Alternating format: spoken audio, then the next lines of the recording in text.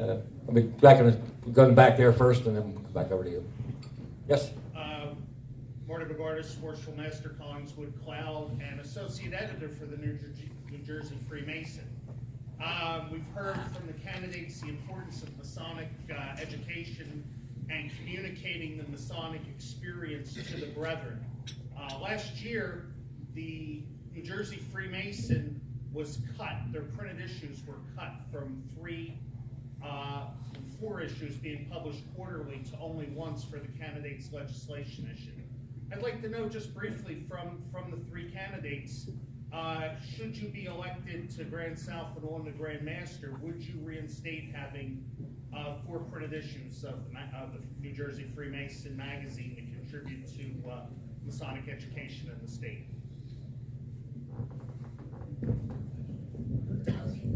Brethren, yes, the New Jersey Freemason is printed 4 times, or is published 4 times a year. Up until last year, it was printed hard and mailed to every member in its jurisdiction. Due to cost, it became available online to the membership, which provided pretty much the same information that had been included in previous years' printed materials. This year, we had 3 online magazines that you could print from your computer, and the April edition or the late March edition that had the proprietary information regarding the candidates for office and other interesting accolades to it was available in printed form. So in my experience, the cost of the hard publication is prohibitive given the financial status of Grand Lodge. So at this time, I would say I would probably keep the 3 internet-based publications in the same form with 1 printed version in and around this time every year. Thank you.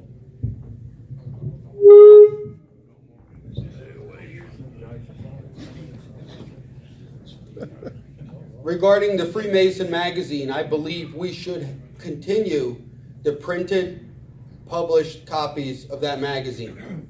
I believe our role as Grand Lodge is to nourish and educate and communicate with Freemasons. Any opportunity to do that is work well done.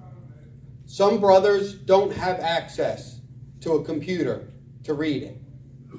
Others probably don't have the inclination to read it from a glowing screen.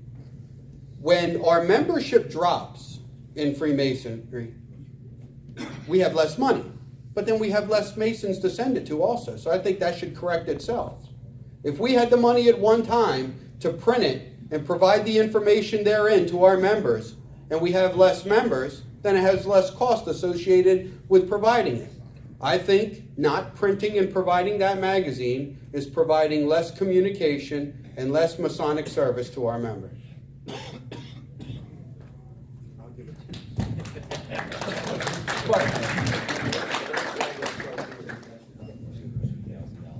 I believe the New Jersey Freemason magazine should be published, but I believe that on like circumscribe or on your dues card, you should be able to request to opt out of getting it printed, receiving a printed copy, so that there's many brothers down in South, like Florida or Arizona and all around, that they rely on that magazine. Most of them are elderly. The only time they see a smartphone is when their granddaughter comes and visits us. She spends more time on the smartphone than they do talking to them. But if you provide some way of opting out of receiving the hard copy, which I believe many of you know how to look at it online, even if I have it and I read it, and I love to read it, I usually lay it somewhere and I can't find it, so I always have to go online anyway. But I think it should be every edition should have some hard copies so they can be sent to our elderly brethren in Florida or Alabama or wherever these guys are. Thank you.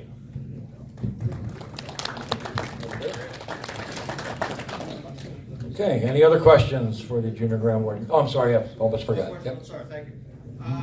There was a couple of allusions here to education, rolling out committee reports, and assisting the lodges with whatever needs they have. This year, the Grand Master instituted the toolbox, which was available to and hopefully distributed by the district deputies to their respective lodges who needed help. Is that a program that you guys are referencing? Is that something you're going to continue? You're going to revamp it? You're going to move it forward? Or basically, is that the program you're discussing right now? Why don't we go in reverse order?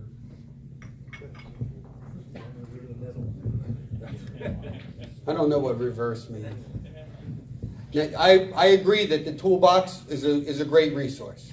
When I talked about helping the lodges in their missions, I was thinking about education committees. I hear that at one time the education committee used to go into each district and work with the officers independently to help them better understand their role and function and discharge their duties in their roles for their lodge. I think that's a tremendous thing that perhaps we should resuscitate and bring back. Giving the lodges the tools to success should be the primary responsibility of Grand Lodge. Grand Lodge can't do everything for us. Our Grand Master is not the grand accountant. He's not the grand instructor. He is giving us direction. He's trying to supply us with opportunities for us to be successful. We can't be spoon-fed success. We have to earn it ourselves, but we have to be provided with the tools to be successful. And that's what I meant when I talked about those programs.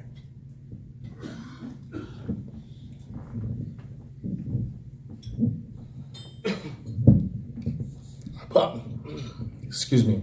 I believe the toolkits were very valuable in some districts and less valuable in others, depending on how well the district deputy rolled out the program to their membership. I think that it's a model that should be continued. I think that it provides value to the membership when rolled out properly, and I think it dovetails very nicely into getting and keeping and providing value to keep members. Thank you.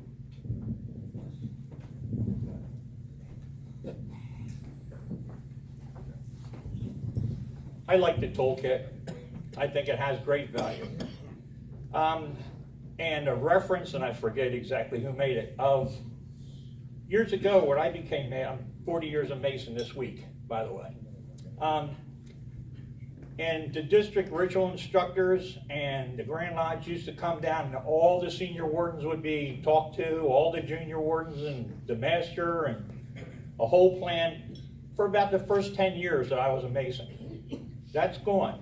But the toolkit is valuable. But I'd like to get to the point where you start going down. I know it's getting people to do it. Going down and talking to all the senior wardens in the district, all the junior wardens, all the masters, and giving them a good start for when it's their turn.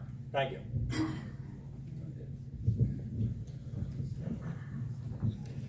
Any other questions? Now we go back over here.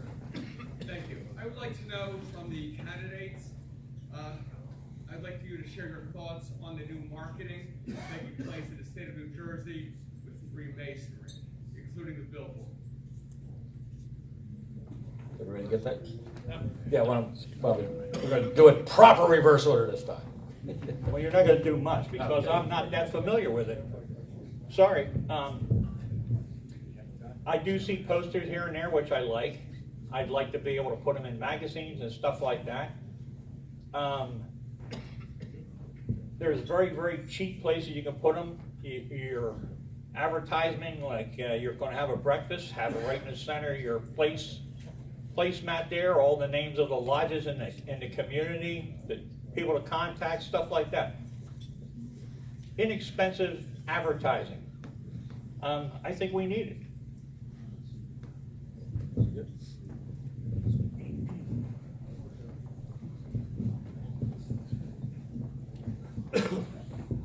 Brethren, the advertising or promotion of Freemasonry in this jurisdiction went hard on or around May 20th of 2017 at the officers training seminar that we had in Burlington.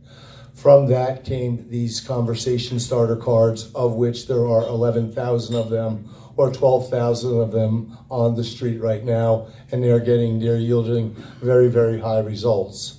The Scottish Rite then came out with the path forward and the tagline, not just a man, a Mason, with the 1-minute video, and then the 9 print ad materials, some of which or all of which are up on the billboard on 295, and they are yielding results to the Grand Lodge or through the Grand Lodge website. I believe that the To Be One, Ask One program and waiting for men to ask us to join his fraternity is a thing of the past. I think it's antiquated technology. It's an antiquated way to attract and keep members, and I am all for continued promotion of the fraternity in media, in billboards, in print ad, and in conversation starter cards to attract and keep, and then monitor the progress of brethren as they come through. Thank you.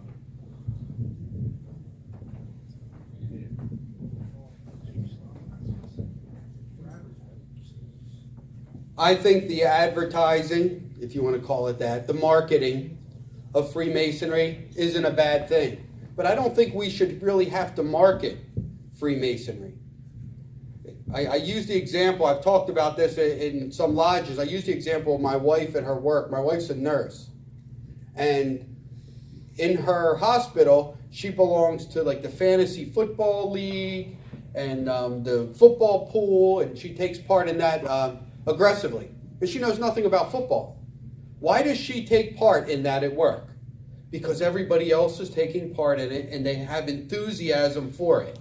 If we live our Freemasonry, if we live by our principles as men, and we share that with others, in the workplace, in church, synagogue, wherever we go, if we present ourselves properly, and we share enthusiasm for this fraternity, I think that's the best marketing we can do.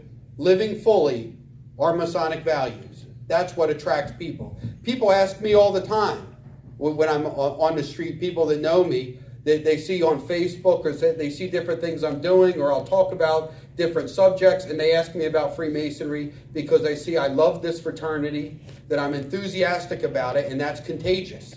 You don't need to beg people to join Freemasonry. And I'll go back to a statement I made earlier. We bring new Masons in the door at a pretty good clip, but they're running right back out. So what are we going to do? We're going to market and beg people to join a fraternity so more people come in and more people run back out because we're not getting a quality experience for them.